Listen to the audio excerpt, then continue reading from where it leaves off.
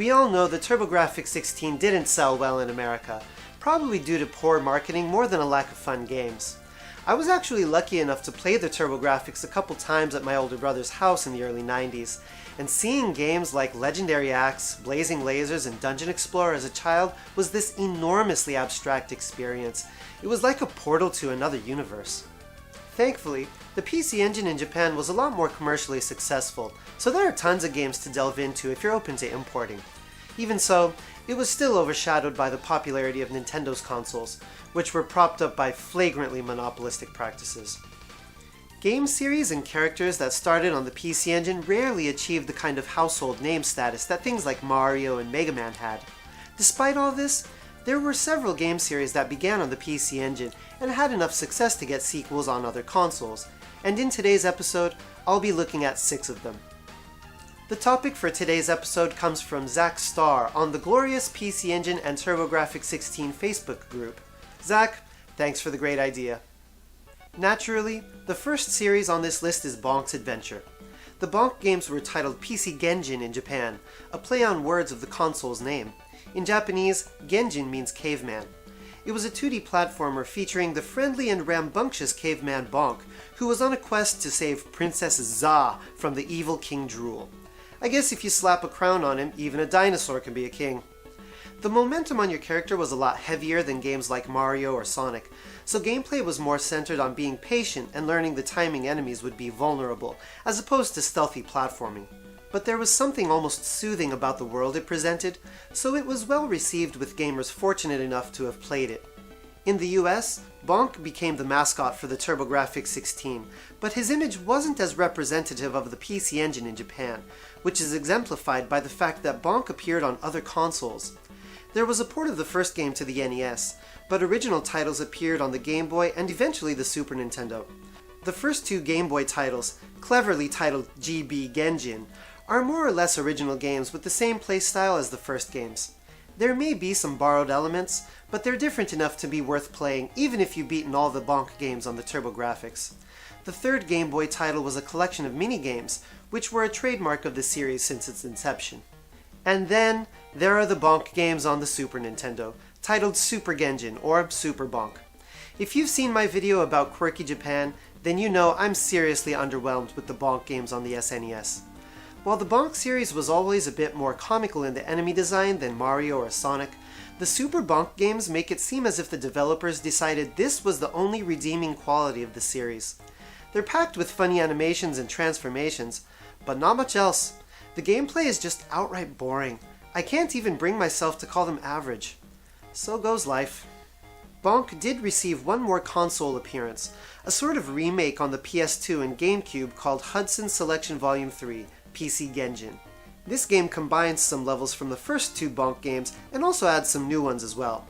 It's a nice throwback game and the improved control is a welcome addition. But I'm pretty sure there's no way to damage the boss of the game without taking damage yourself, which was a severe letdown for me.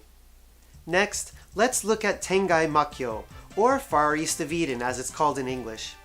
This was an RPG series born on the PC Engine and was the first RPG released for the CD-ROM add-on. The first couple games take place in a sort of alternate version of ancient Japan called Jipang, which was originally a mistaken pronunciation propagated by Marco Polo.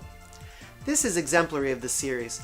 It's supposed to depict the mistaken interpretation of Japanese history by outsiders.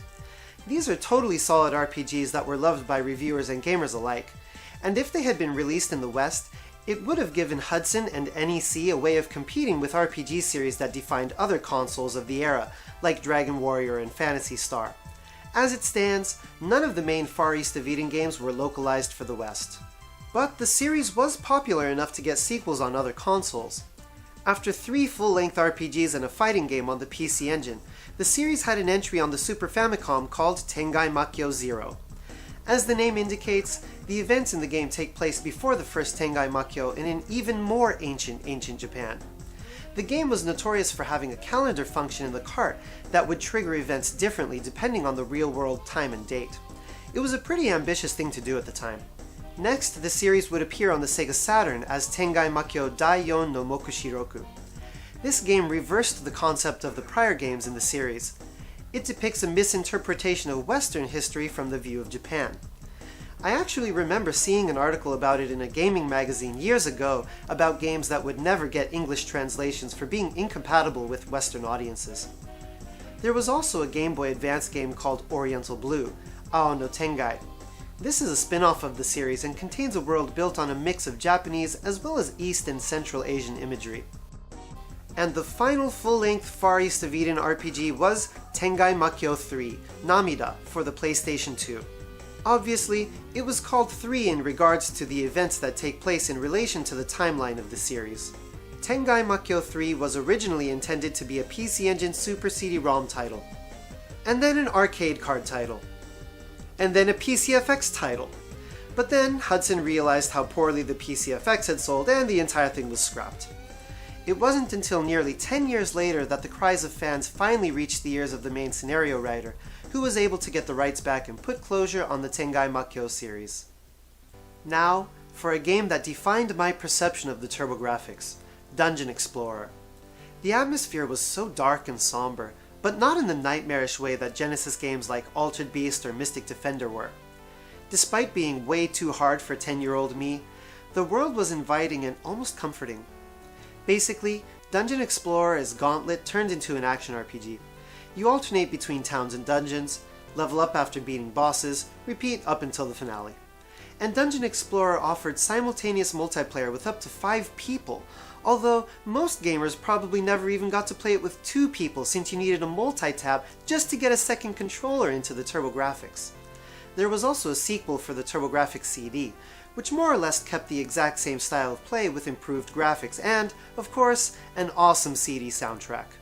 Dungeon Explorer first ventured off the console of its birth onto the Sega CD, but only in North America. While the name gives the impression that it's a port of the first game, Dungeon Explorer on the Sega CD is an original game developed by Westone, as opposed to Atlas, who handled the earlier games. The idea is mostly the same, but this time the gameplay is even more similar to Gauntlet, with hit points that gradually deplete with time. The music is also completely different than anything before it.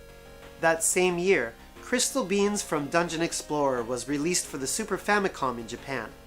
This game puts a bit more emphasis on story and world exploration, but the dungeons where the bulk of the game takes place are exactly what you would expect from a Dungeon Explorer game. They're certainly not bad, although at this point it starts to feel like more of the same. Crystal Beans can be played with up to 3 people, so if Secret of Mana is a bit too much work, your group of friends can opt for the more menial dungeon crawling in this game. Years later, in 2007, a game with the Dungeon Explorer name was released for the Nintendo DS in Japan. Not surprisingly, this one employs 3D graphics and uses an isometric perspective. The game had little fanfare, and to be honest, it's not going to excite fans of the earlier games. You roam through uninspired dungeons mostly with the goal of farming items from enemies. The story is tacked on, and, maybe most importantly, that inspirational music is gone. It could be a decent way to pass some time on the train, I suppose. There was one final Dungeon Explorer game for the PlayStation Portable, Warrior of the Ancient Arts. To be honest, I've never played this game, but I think we can safely assume it's a lot more similar to the DS Dungeon Explorer than the TurboGrafx titles. Now for something a bit obscure. Who remembers a little platformer called Makai Prince Dorobot-chan? It was a simple platformer that was only released in Japan. It didn't do anything revolutionary, but it exemplified the casual fun of the console. Well, it just so happens that a game on the Super Nintendo called Spike McFang in the US was a sequel to Dorobot-chan. It was a completely different genre, a traditional action RPG, so it may or may not fit into your definition of a sequel, but it was also based on Naxat's mascot. Like the previous game, it stayed comfortably within the framework of prior action RPGs and isn't particularly long or challenging, but it gets all the basics right and it's just a good time to be had. It's time to get weird. Weird even within the scope of the PC Engine. Next, we're looking at a game called Gekisha Boy. This is technically an action game, but the goal is actually to take pictures of all the weird stuff going on in the background, as opposed to defeating an evil army or saving a princess. The art style is meant to imitate American comic books, and it does an excellent job within the limitations of the console, but there's no hiding the Japanese playfulness of the character expressions. Very cool and experimental idea, but there's no way in the world something this weird would get a sequel, is there? Thank you, Japan, for proving me wrong. In 2001, Gekisha Boy 2 was released for the PlayStation 2. It has essentially the exact same gameplay as the original, just with improved graphics and music. Hell, even the music for the first level is an updated version of the music from level 1 of the first game. Gekisha Boy 2 goes to show that the gaming gods are freeform entities that no one can predict, as the only PC Engine games just as unlikely to get sequels were Toilet Kids and Honey on the Road. Finally, there is no way in the world I could make a video on this topic without talking about Cho Aniki.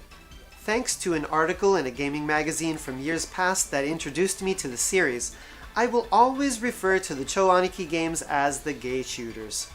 Although really, the first game wasn't that gay, just bad shit insane. Cho Aniki was a shooter for the PC Engine CD in which you tried to prevent the Protein Kingdom from taking over the world. The bosses are contraptions taken from the mind of a child with night terrors, and if I tried to explain any further, it would be a disservice to the game. Not a spectacular shooter, but it was more like a vessel for the twisted artwork floating around in the creator's head. The first sequel, Cho Aniki, was on the same console. It's still kind of a shooter, but you mostly do attacks with Street Fighter-like D-pad combinations. And this was where it just became flat out gay. The first excursion for the Cho Aniki series onto another console was the Super Famicom. This was a versus fighting game with the Cho Aniki characters where you float around the screen kind of like Psychic Force or Astro Superstars. Again, the gameplay takes a backseat to the artwork, but it may give you a chuckle. A proper shooting sequel to Cho Aniki then appeared on the PlayStation and Sega Saturn, titled Cho Aniki, Kyukyoku Muteki Ginga Saikyo Otoko no Gyakushu, which literally translates to Revenge of the Ultimate Invincible Most Powerful Man in the Universe. Oh, it's a game about me! Much like the first game, it's not a horrible shooter, definitely not great, but the stage and boss design dives further and further into the unimaginable. And just when we thought this little experiment was over, a Cho Aniki game appeared on the PlayStation 2 in 2003. At this point, they just stopped trying. The PS2 Cho Aniki is just outright bad. On the PC Engine CD, it's kind of understandable that a game could be just one big experiment, but after 2000, this is unforgivable. There was yet another Cho Aniki released for the PlayStation Portable in 2009. I've never played it, but watching it in motion will tell you pretty quickly there wasn't much attempt at reworking the gameplay. While there are other games that started out on the TurboGrafx and continued onto other consoles, these are the ones I think have stood the test of time and are still worth a play today. It's really unfortunate that the TurboGrafx never caught on in the West, because as far as I'm concerned, it contributed just as much to the 16-bit era as the Super NES or the Sega Genesis. Thanks a lot for sticking around to the end. If you enjoyed the video, please subscribe, and I hope to see you in the next episode.